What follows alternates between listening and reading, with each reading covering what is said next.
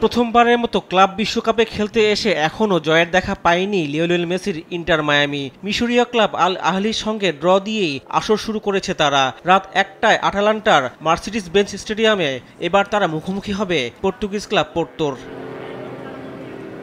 বিশ্বমানের Thermex rod, Salam steel Thermex, দেশের একমাত্র থার্মিক্স রড।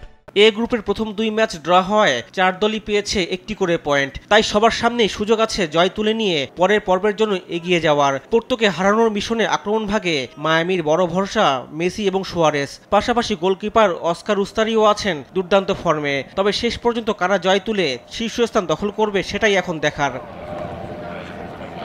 এদিকে আরেক ম্যাচে শুক্রবার সকাল ৭টায় ক্যালিফোর্নিয়ার রোজবোল স্টেডিয়ামে ব্রাজিলিয়ান ক্লাব বোটাগোফোর বিপক্ষে খেলবে পিএসজি। প্রথম ম্যাচে স্প্যানিশ জায়ান্ট আতলেতিকো মাদ্রিদকে ৪-০ গোলে উড়িয়ে দিয়ে আসর শুরু করেছে লা পারিসিয়ানরা।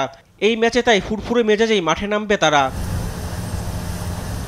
ওসমান দেমবেলে, দিজিরে দুইয়ে, খাভিচা কাভারস্কিয়ারা ঘুরিয়ে দিতে পারেন ম্যাচের মোড়। মিডফিল্ডে আক্রমণ গড়ে দেবেন দুর্দান্ত ফর্মে থাকা ফ্যাবিয়ান রুইজ এবং ভিতিনহা। মার্কুইনোস, আশরাফ হাকিমিদের নিয়ে গড়া রক্ষণ ভরসা যোগাবে কোচ লুইস এনরিকেকে। তাই বোটাগোফোকে হারিয়ে জয়ের ধারা ধরে রাখতে মরিয়া প্যারিসের ক্লাবটি। রিফাত আঞ্জুম, দেশ টিভি, স্পোর্টস ডেস্ক।